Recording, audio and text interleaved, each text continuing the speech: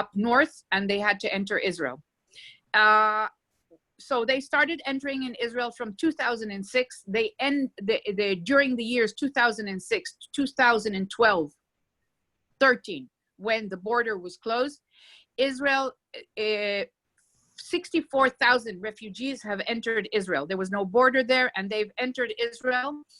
I want to say at the most that we had in 2013, 2014 were only 54,000 refugees. A lot of the refugees that were entered Israel were jailed in a place called Saronim, and they were pushed back. Either they were pushed back on the border, what we call a hot return. They were actually pushed back to the border, and I know a lot of people, children and mothers and women that were pushed back to the border and were probably killed, murdered. Some of them survived and started entering again Israel. But basically Israel has its only policy till today was not to accept the refugees, to deny them any access to anything that the Geneva Convention claims that they have to have access.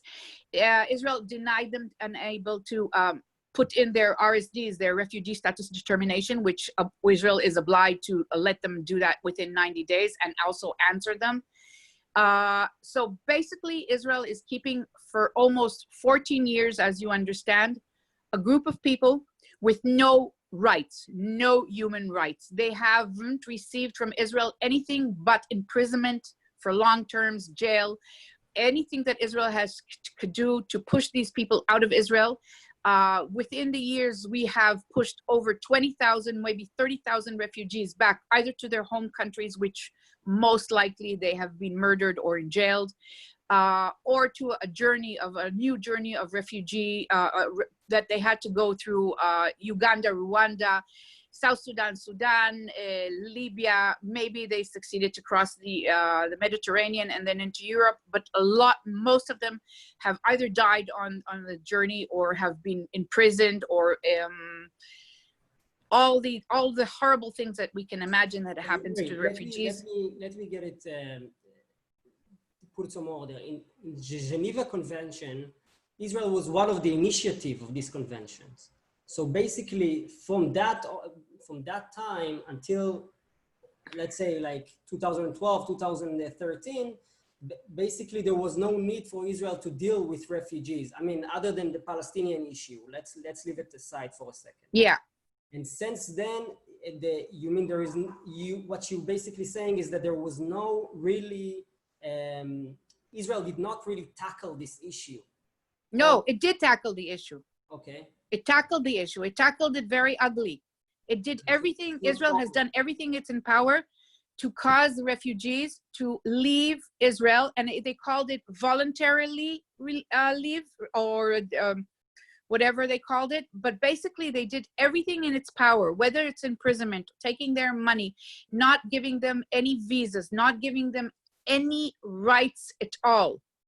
Israel has, from the first second, it hasn't announced it, but from the first second, there was only in 2012, the Minister of Interior, Eli Shai, said that we will make them so desperate that they will leave voluntarily. And after that, Israel has tried to, that's my petition, Israel has tried to cause them to leave, not voluntarily, but forcefully. Israel has done everything it's in its power to not accept these asylum seekers. And I just want to give in a short number, okay? Yeah. So at the moment, we only have 28,000 refugees. So you remember the number was 54. So you understand how many were deported.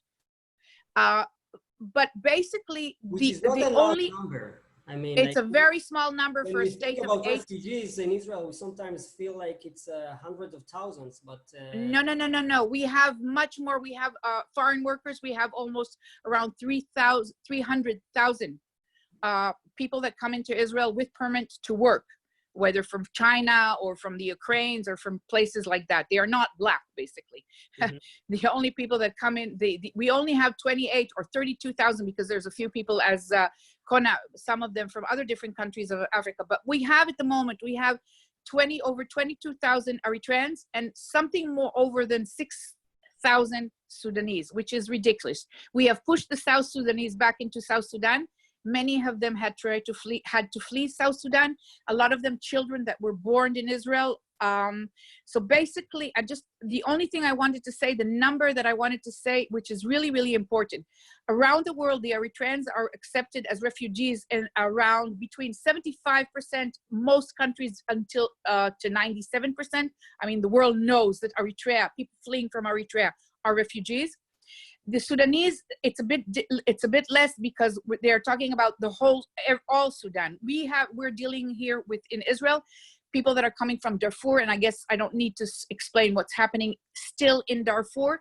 And so basically the world accepts these people as refugees. That is the reason that Israel hasn't deported them forcefully. That's the only reason that they're still here, but we're trying to do everything we can. In Israel, while people have been accepted all around the world, have received a refugee status and become part of the states that they come in, and they've stopped calling them refugees, they become citizens.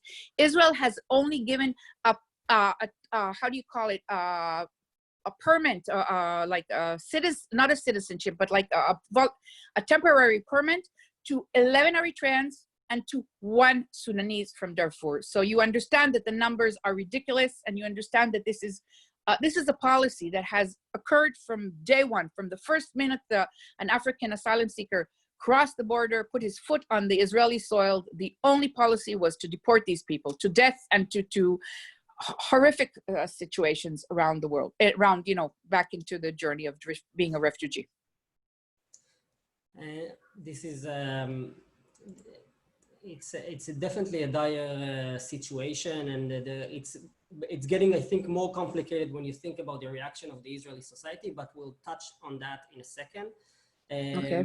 We have here Senait, Biru, and Kone. Senait is from Eritrea originally, and Kone is from Iberia. Let's try to hear Senait. Can you hear us? I'm not sure she's.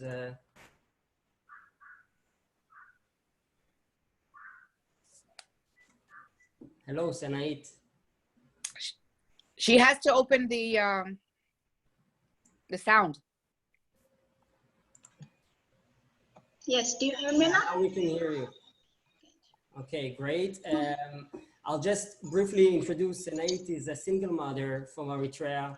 She's a singer and a songwriter, and we will be we'll hear some of her work momentarily. She focuses on social issues and try to give the voice for the voiceless. Senait Biru herself is an asylum seeker in Israel, was an asylum seeker in Israel for 10 years until she got approved and resettled in Canada. Together with Senait, we also have Kone. Kone, can you hear us?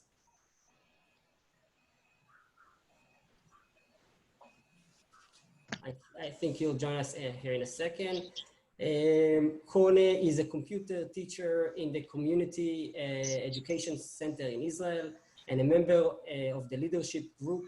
Is also an activist and a former member of the board of directors of the African Refugees and Development Center.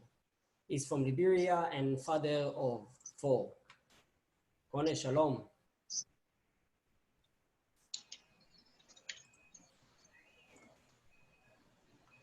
Kone?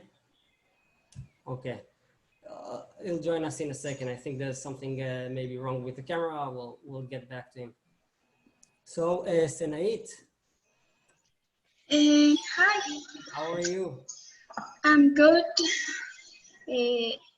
I'm not good with the English a little bit. That's okay. But I will try my best. We'll help you with what you need. We talked about briefly in Hebrew, and that will be fine. But just tell us a little bit. You from Eritrea, you go to Israel, and you find yourself in Canada. Tell us a little bit about all of this. And okay. First of all, I want to say really thank you. I was finding this opportunity.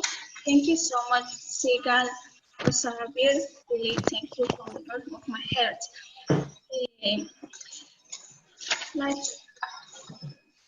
My name is Sigal Kook. I'm a single mom from Eritrea. I am a singer and songwriter, as he said. I started writing at a very young age. I am passionate to be the voice of voiceless. I like to sing at the social issue that affect the community as a victim of sexual violence. And interestingly, I was an asylum seeker in Israel for 10 years at the Shapira in Israel. I was resettled by the great country of Canada. As an immigrant, blessed to live in the Holy Land Israel. But moreover, it was challenging to live in Israel because I did not spend quality and maternal time with my child. In addition, I had to work several hours to make its meet as a cashier in a supermarket. I was a cooker at the kitchen help to many places. So Thank you. Thank you. I'm not good with English. I'm gonna sing it now. It's fine. Thank you so much. Thank you so much. Kone, I see that is also with us. And Kone, you were working with Senait on the music also, right? Yeah, yes, sir. Tell us a little bit about yourself. How did you end up in Israel? Basically, I've been in Israel for almost 2 decades as an asylum seeker, and yesterday I'm still an asylum seeker. So that tell you what, just to confirm what Sigal has told you. So, and I'm working as a volunteer in the community. This is one of this place where we teach the children, asylum seeker children, with computers and also with English and mathematics. Oh, wonderful. And how, like, when did you start your music journey together and what it included? We started a music journey. Firstly, Sinai she wanted to learn English because her English was very poor. I got to know it from the ARDC, the African Refugee Development Center. And then we started and she disappeared. And then I came to the community supermarket in Shapira where you used to live. And one Friday I met her, said, wow, you are working here? She told me, yes, I'm here. I said, but why I've not been seeing you in the English class? And then she told me she has a lot of problems. You know, she's a single mother. She has to take care of the child. And then from there on, she told me that she had a talent, but because of her condition, she cannot afford to do them. So and then she told me about the song. She's an artist. And I tried to work with her. For myself, as an asylum seeker, it's difficult, but we have to help one another. And I started walking around, getting my contact among the Israeli who really want to help. And we find somewhere a studio. We did a song. It wasn't too good. And we had to wait for somebody who is coming from Africa to do song for people who are less fortunate in the community. So, and this guy came, we did a song. We traveled to so many places just for the song. It has not been easy for us, really. Yeah. But luckily, we were successful. I saw some of the songs on YouTube, and I want our community to be part of this too. So I want to share one of the songs. Yeah. What we will hear? The first song. Senay, do you want to tell us a little bit about the first song? Yeah, I can translate a little bit in English. Like the meaning is, we are human beings, and I am feeling sick about what happened to my people after the event in Sinai Desert at time. I felt sick with the life because of all the shortcomings in my life. The color of my skin shouldn't make me a criminal. The world says something that stopped correctly. on the asylum seeker right. Let us be treated as a human, not objects or things. Okay, and this song you made with Chura band? Yeah, I am a member of Tura band. Because of the limits time, I was doing everything by myself. Okay, let's hear some of it. Okay. I just wanted to say that it's super popular on YouTube. Before, Yeah. there's like almost Yeah. 200,000 views for this song. So let's hear some of it. Okay. I want to add something about the meaning. I feel this is really important. Like, I miss you dying. Why you can't feel my pain in your heart? I will certainly be back if conditions are right in my country by power of God. I did not ask for citizenship, but protection.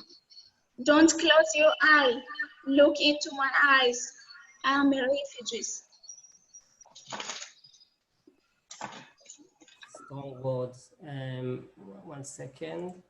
If I just may say something small, Sanait wrote the song in Hebrew where she used, which is quite unique because most of the Eritreans or the artists use either their own native tongue, which is Tigrinya in the Eritrea case, but she wrote it in Hebrew because she wanted to address the Israelis, and she also used phrases from the Bible, which is a very, very powerful thing. I always have tears when I hear her. Sorry, but it's important to say that this song was written in Hebrew using the story of the coming into, the Egypt, from coming out of Egypt into the Israel to the Promised Land, and it uses a lot of phrase from the Bible. Yeah, and I think that's when I first heard that song, that's what hit me the most, the connection between, the journey. The same journey, and I feel like we spoke about it also before, that a suffering is a suffering and pain is pain, no matter whose and when. And we I feel like as Jews should be sensitive to that.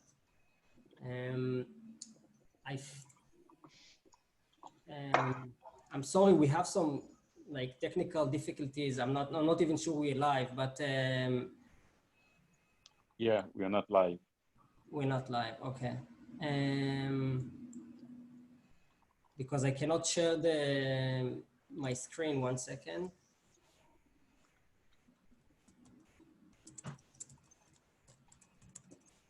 Worst case, we'll get back to it later.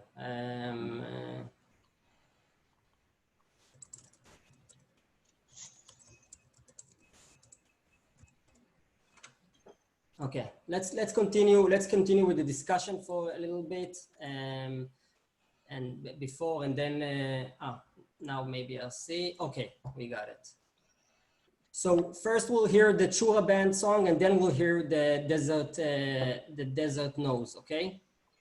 1 second.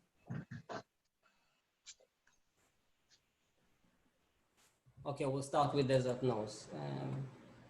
Let's hope you enjoy it as much as I do.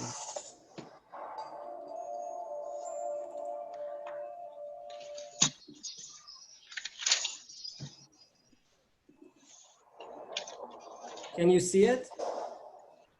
No. Not yet. Not yet.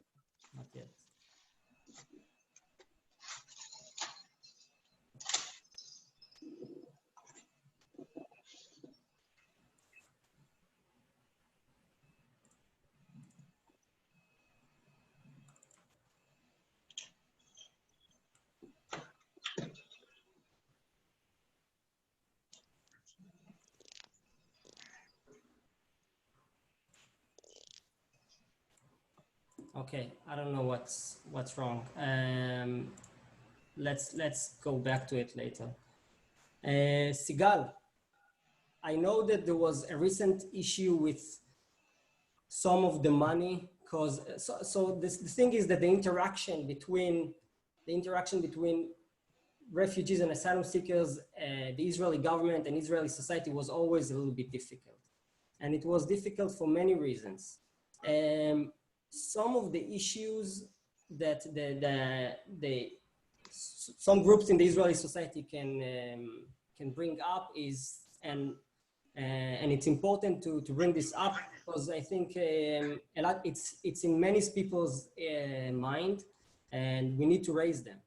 So we're talking about taking jobs of Israelis, right? This is something we hear a lot.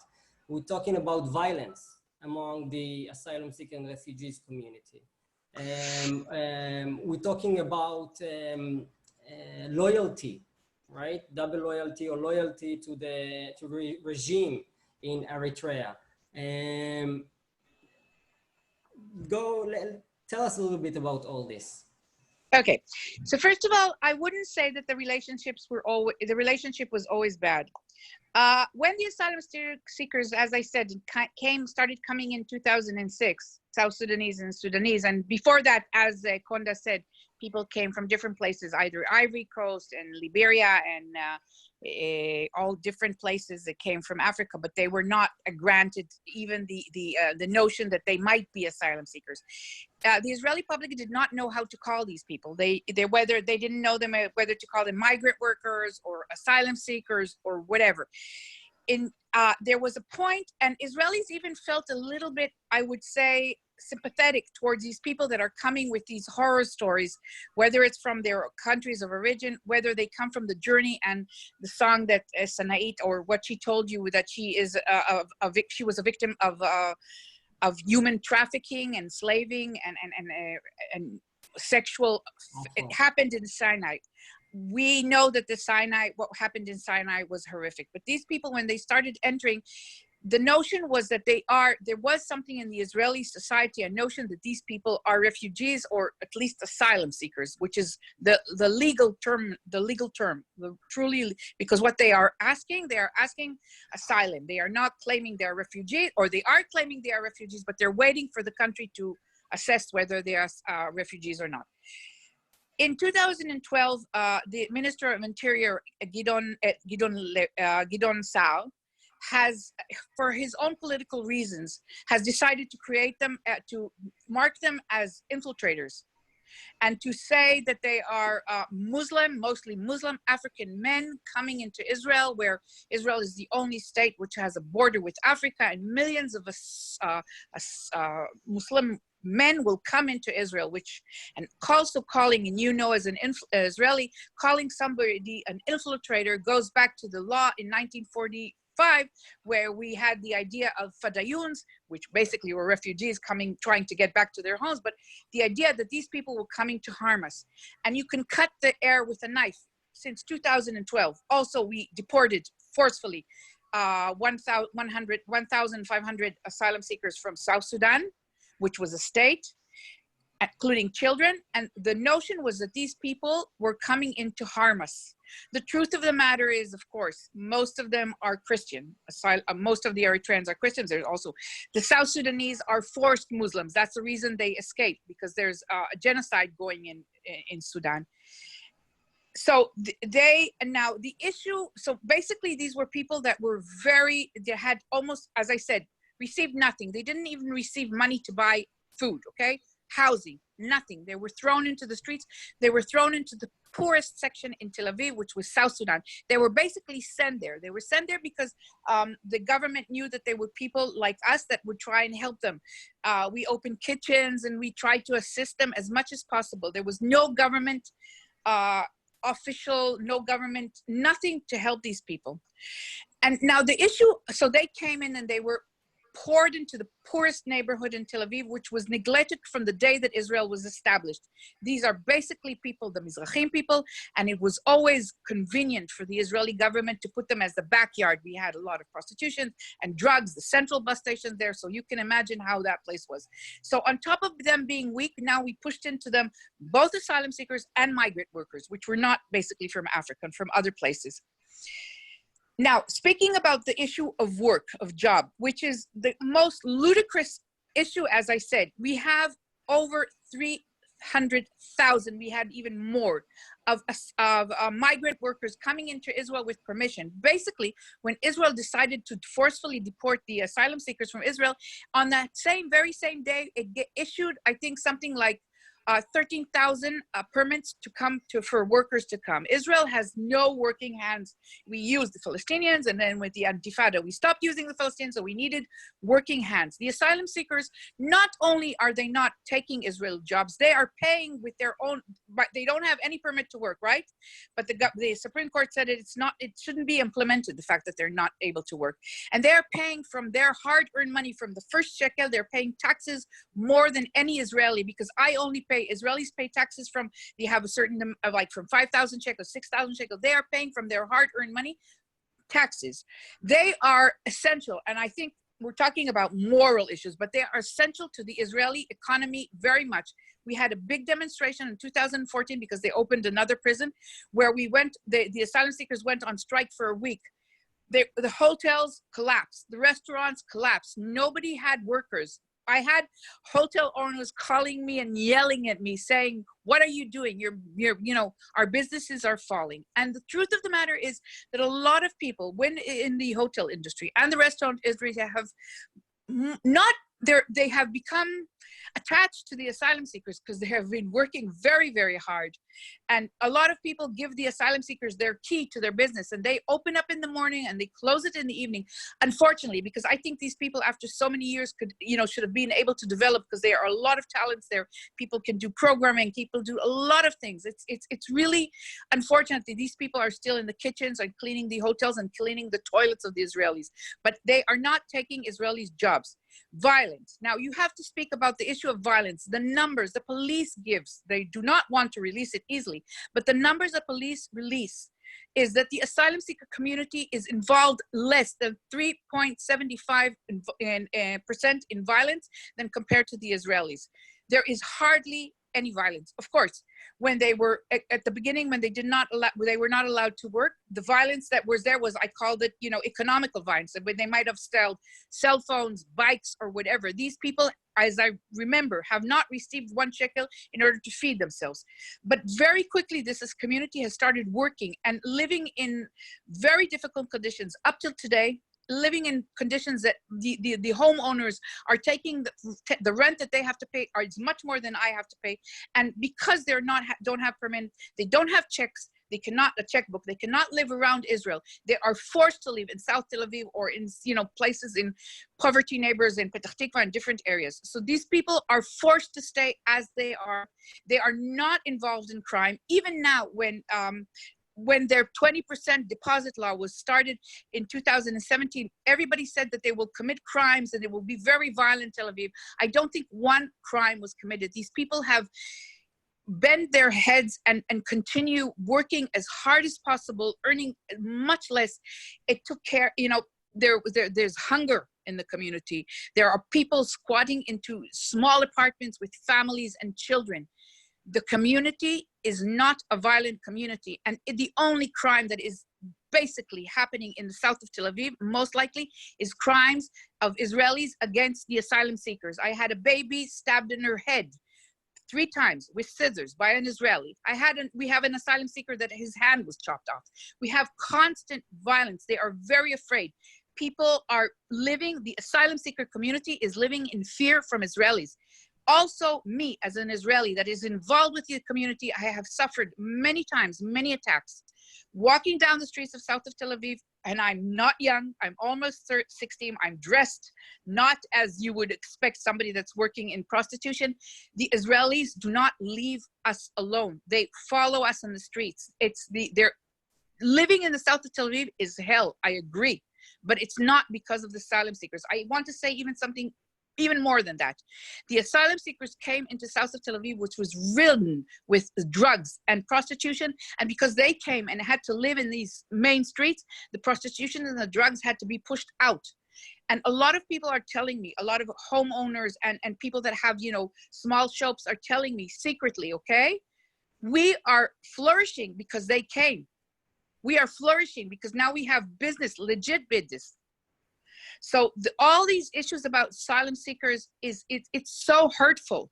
It's so hurtful, the community that has to keep saying, we're not violent. We're here for 14 years. You're giving us the keys to all. If you walk through Dizengoff in the morning, which is the main street, and Dizengoff at night, all the restaurants are being opened and closed by asylum seekers. The owner says, I trust them. So how can we continue saying that they are violent while they are not violent? Of course, there's sometimes violence within the community. I don't know if you want to get into that, and you touched about the issue of, but basically the community is not a violent community. Okay, yeah, and I think it's important to raise that, because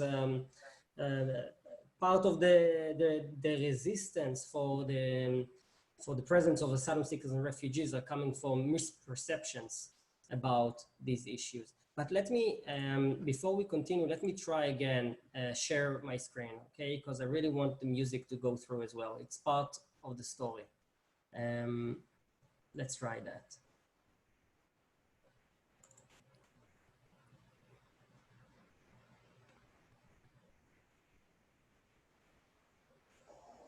Do you see my screen? Yes, yes. Okay, great.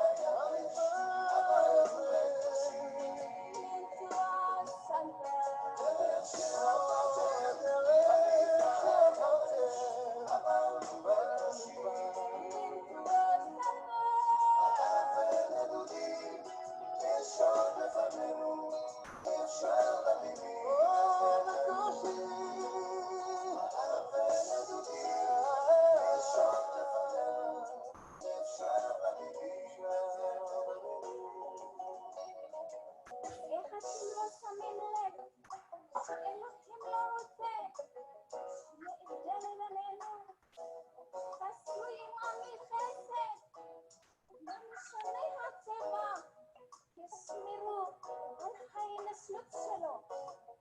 אדם באותו דם, אל שדי, מהמלך בשמיים, ויורק גיסים, אז תברחו מן האמת, ומדבר וימסות יודעים, המתגלים, היסטוריה שלכם, חוזרת אלינו.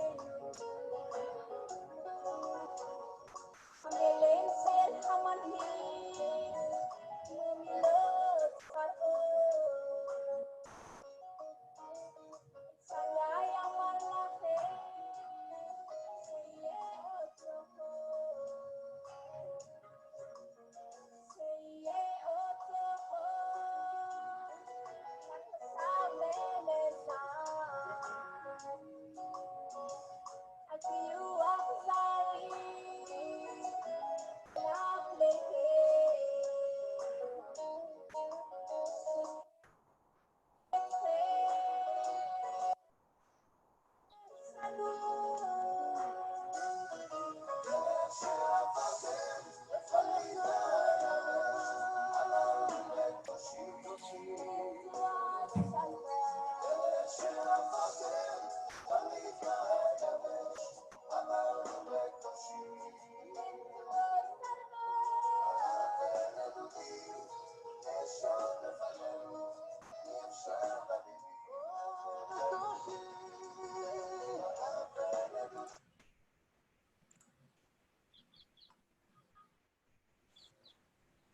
Wow.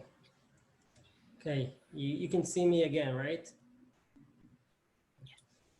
Okay, yeah, it's difficult words, I think, to hear and to get exposed to even this idea. We don't have much more time, but I do want to hear you a little bit, Sigal, maybe Conan and Senait as well, a little bit about the work is being done. So I have no idea. I'm sure there's so many difficulties going on in terms of the life and reality of refugee and asylum seekers in Israel, but there's also a lot of work that's being done by organization, by you, Sigal. Tell us a little bit about what's the other part of the Israeli society, how the community is taking care of itself, because from the story I hear from you, Sigal, and in general, this is just admiring. Over the years, I've been running around my tail, you know, whether it's trying to help the community organize demonstrations against the imprisonment of them. You know, these are people that are asylum seekers that are being sent to a prison in the middle of the desert. By the way, the desert across the border where they entered, and they were tortured and murdered in the Sinai desert. So it's this community is suffering from post-traumatic. It's been so we've been going down for 4 years to, it's like a detention center, which of course is a prison, but trying to keep, you know, the hopes of the community, whether it's to fight the deportation. And you're not catching me in a very optimistic moment. When the coronavirus started, when all of the asylum seekers that, as you understand, were let off with no rights, basically. They had no compensation, no letting off compensation, nothing. They were not able to even accept their own money that, you know, that they earned in order to help them go through so we raised money, and the community has tried to decide to who it's giving the money, but basically, and the community has always worked beautifully within itself. This community has always worked. I think that's what drawn me to this community, that they're extremely in solidarity with one another, whether it's they had to pay the money in order to free themselves from Sinai desert. So each person would pay, and we're talking about sometimes $30,000, $40,000 to free people from the camps where they were tortured. And whether it's living together, and whether it's organizing, as you heard from Kona, schools where they can start studying something in order to, you know, make their lives a little bit better. And they're also now, during the coronavirus, they have arranged themselves beautifully, trying to see who needs what, and donating food for one another and trying to help. But basically, this community has reached a point where it has nothing. I'm receiving on an ongoing stream of messages each day. I've been kicked out, my children, I have no place, I have no roof over my head, I can't feed my family. And the government is ignoring it. They do not, there's no acceptance of this fact. So, you know, everybody is suffering, but the asylum seekers have, basically they have nothing. They have nothing to fall on. So it's a I'm very, very worried. I'm very worried about the community at this point. So I don't, and organizations, well, I'm not too happy about that too.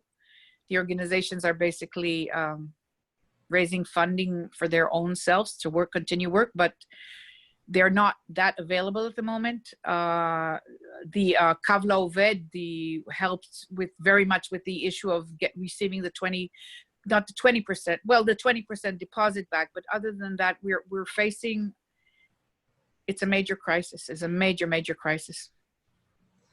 Kone, can you tell us a little bit about the work you're doing in the school? Yeah. Basically, I'm a former board of director, member of the board of director of the African Refugee Development Center. And also we have a community education center where we train asylum seekers and refugees. These are basic training, though the school is not recognized by the Israeli authority. They come and they are always punctual because they are eager to learn. I'm a computer teacher there. I was taught there, and then I rose to the rank, and then I have to get back to the community. We also have a tailoring class there, whereby the women in the community, the single mother, those that were abused in the desert, go to learn with their kids. The kids will be playing outside. The mothers are in the tailoring class. People are eager just to acquire knowledge and to be able to applicate it in the society. So this is what we are doing. And as Sigal basically said, things are tough. Although despite of that, we will have to survive. Life must go on. Yes. And lastly, let me commend Sigal. You know, she's so passionate about our struggle. You know, everybody know her in the community. She's like our mother. Perhaps she might not know me personally, but when something happens, we send people to her. Go to Sigal, and then she will find something to do for you. So thank you so much, Sigal. We know you. Words are inadequate to express how grateful we are to you, Sigal. I think it's not only you. I think that every time that I mention her name, even for people from the community or around working with the community, her work is exceptional, and her heart is so big. We are so fortunate to have her with us. Thank you, Kuna. Thank you so much. I do want to before we end, and I do want to ask Sigal 2 or 3 more questions, but Sanait, I want to hear from you also. Are you continuing your work and your music in Canada? No, I don't have any. No one here. I don't work anything. You are in Ontario, right? Yeah, I'm in Ontario. And how can you tell us a little bit how did you got resettled on this whole procedure? How did you find yourself there, and what's more or less how your life looks like? One of my family members, he started a process for me. Almost 1.5 years here. I'm nervous. Okay, thank you. If I would add to Sinait, I've been always, you know, helping her. You know, she's very talented. What we need is like people should help her, you know, to further her talent. She has this. She's gifted, you know. and we should not allow this gift to go to slip, this talent to be wasted away. Yeah, I'm appealing that somebody from somewhere, most especially the Jewish community in the United States and in North America as a whole, will look through, some of the assistance, if they can help us so that this lady be what she's supposed to be in the world. Yes, and we'll hear one more song after that. Sigal, Yeah. can you tell us a little bit more about the journey of these refugees? I think that sometimes, like we talked about it a little bit, but I want to hear more because I know that the journey is not ending in Israel for many of them. No. And it's not always good and fortunate as Senait. Yes, Senait is she's the very few succeed. I mean, now we have more and more asylum seekers that, not at the moment, but most of them are not that lucky. Lucky meaning the fact that they are resettled in a different state, which Israel does nothing for that. Israel has actually have sabotaged that effort. But even then, I must say, I went to visit a lot of asylum seekers in, first of all, in Uganda, but basically in Switzerland and in Germany, and the situation there is not good as well. You have to understand that these people have gone through a journey twice, and it's very hard for them to adjust. And as with Sanait, I think it's obvious, but a lot of these people have such great talent. Photographers, computer programming. There's one Sudanese that was dreaming to be a pilot. These people have worked in different, sometimes some of them were teachers in Eritrea, had education, the Sudanese, and it's so few of them have a chance to have a chance to do what they are good in, as Kunda said, what they should be doing in this world. And it breaks my heart. It breaks my heart to see them here in Israel and also in different countries, that they still do not get a chance to all the beautiful potential that they have. They have exactly as, their potential is exactly like any human group, and nobody is enabling them to do what they should be doing.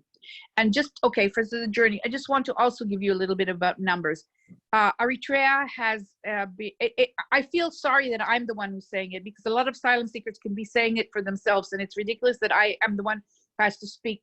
But unfortunately, sometimes it's difficult for them to do English. So I apologize to the community that I am the person who's saying that, because they should be voicing their own story. Definitely, and I think we're also fortunate to have here Senait and Kone, that we have a kind of a voice, but please. If you ever decide to make another program with asylum seekers here in Israel that can speak English, a lot of the leadership they're so amazing.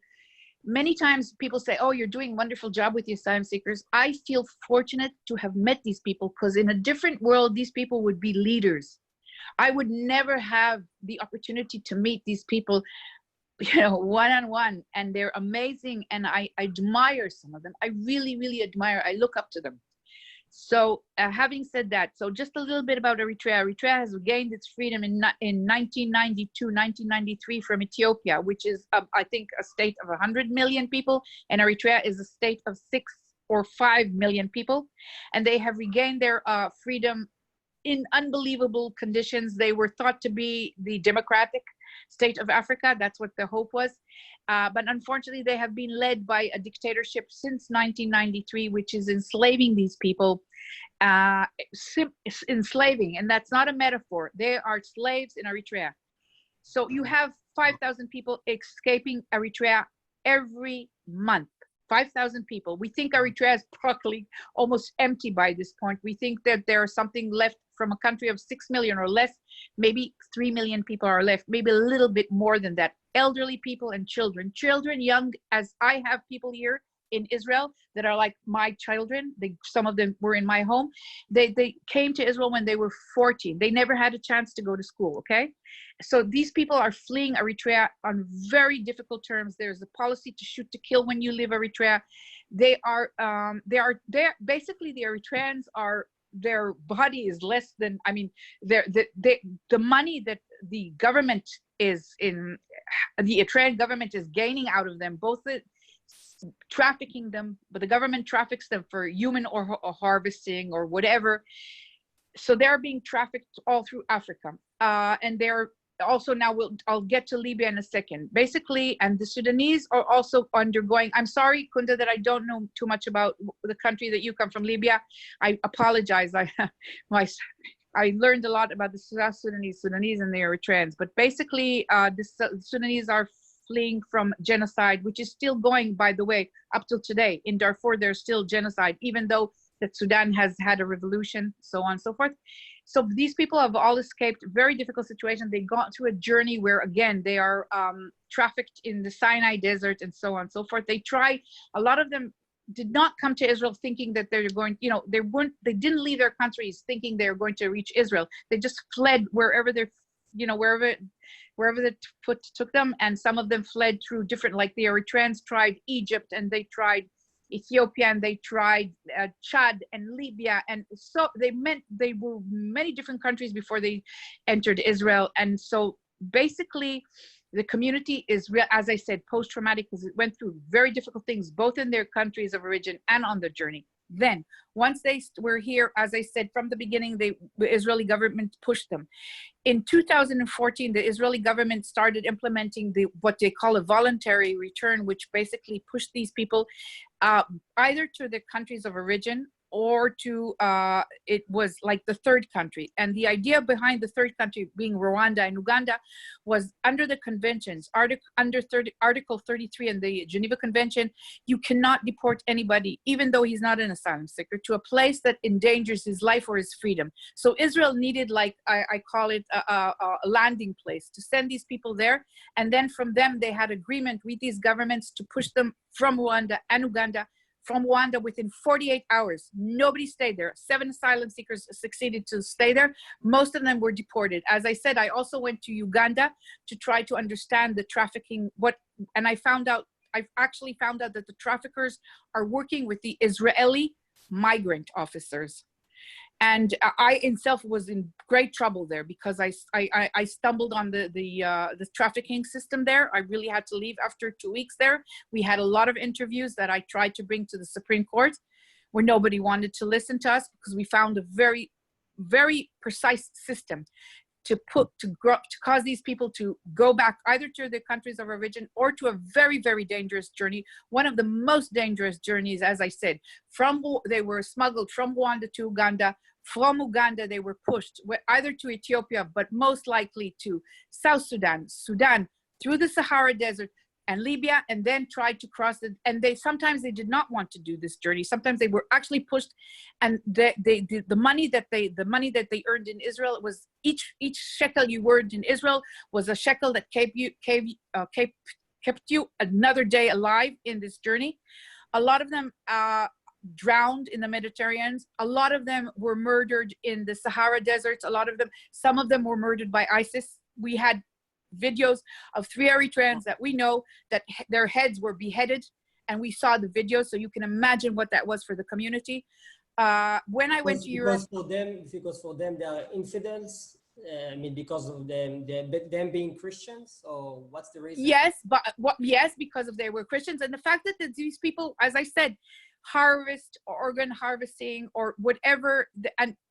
Let's go. Just one more thing.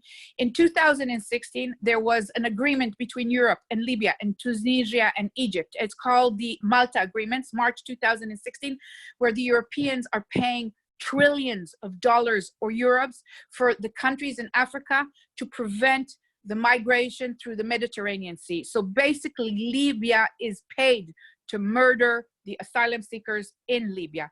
I have videos. I had one of the asylum seekers that was almost like a child to me. When they found out that he has my telephone, he was murdered in front of my eyes. Wow. Libya is, I always say, the hands are the hands of Libya, but the money being paid is from Europe. And it's up to today, I'm getting calls from Libya, help me. They are either being left to starve or, as I said, being slaved. By the way, they're sold in Libya as slaves. Sudan is being paid to the militias, the Janjaweed militias are in Sudan are being paid to either push back the Eritreans to Eritrea, in which they are probably going to be murdered, or, you know, market them as is. The story of the asylum seekers, which I know, is so horrendous. And as I said before, the numbers here in Israel are so small, and we should have done everything in our powers. At this point, I wish for all of them to leave Israel, because there's no hope for them in Israel. I just want to say one other thing, please. I'm sorry that there's so much in things I would like to say. And when I served the petition in 2018 to prevent the forceful deportation, the UN has suggested Israel to take half of the asylum seekers, and then even more than half, and in the condition, and to resettle them in safe countries, not in Uganda and Rwanda, of course. And the condition was that Israel would give them a permanent, temporary residency in Israel, and allow them to work and develop as human beings. And the Netanyahu government said yes to that. Within less than 24 hours, the people there's not all of the people in South Tel Aviv. By the way, some of the people in South Tel Aviv are so amazing and trying to do the best they can to help the society. I don't want the impression to be as if they're not. They're so generous to the asylum seekers. But some of the people, there's a small group, and they call themselves Liberation of South Tel Aviv, which they're not supported by anybody in the south of Tel Aviv. They convinced Netanyahu to retract on this program. So the condition is that they did not leave Israel. So we still have that amount of people in Israel, which, you know, everybody would have benefited. The asylum seekers, of course, would have benefited.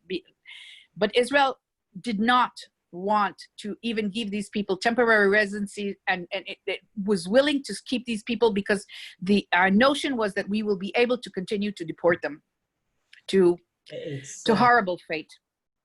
It's unmanageable to think that the gap between the society of Israel, you know, that's creating ties with asylum seekers and refugees. But from the other hand, you have the governmental policies that just like inflame the whole area, and with no reason. I feel like in another world, we can, as a society in Israel, benefit a lot from the presence of the asylum seekers. And so we are benefiting from them. Please, we are benefiting them. We are benefiting them from them, both economically and morally and culturally. I must say, I don't know, the asylum seekers will be better on it, but I think the asylum seekers sometimes, unfortunately, they live in the south of Aviv, so they're getting a lot of hate. But basically, a lot of the asylum seekers feel Israel is their home. I call them the Israelis, because they speak Hebrew. They know the tradition. They know, you know, they've been here for so long. Yes. A lot of them have good ties with Israelis. The doors of the Israelis' house are open to them sometimes. It's not that we are all full of hate. It's basically truly a government policy that has to benefit from the fact that people are hating one another. Wow. What it makes me sad. It's not like, it doesn't even make me angry. It makes me sad to feel that we miss of such an opportunity to welcome these people and benefit from a friendship, of a brave friendship. But I can only hope that this will change, and that the people of Israel should demand this change. I want to end with one more song before we leave, of Sanait. What will we hear now? Do you want to tell us a little bit? Wow. Before, I want to say thank you to Sigal, really. You know, you are our mother, especially to the Christian community. You are very close to us. We are lucky to know you. Like, we know that we have mother here. God bless you. Say for us, I don't know you. It touched my heart. I know you, but I don't know.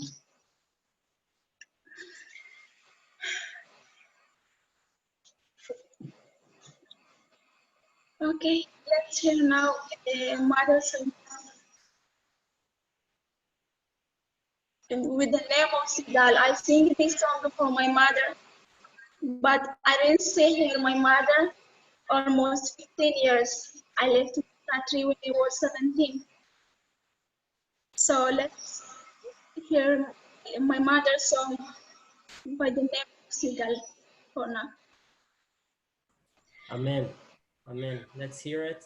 And I want to thank also, I don't think we'll have time to say goodbye after that, but I really want to thank Sigal for her time, for being with us, for the knowledge, for the compassion you show these people on behalf of the Israeli people. And thank you for sharing this knowledge with our community here in BJ, because I feel like so many of these stories are not enough heard. And it's really important what we do here. Kone, thank you so much for helping us, for helping Sanait deliver her talent throughout the world. And thank you, Sanait, for this amazing music that you bring to all of us. Thank you so much.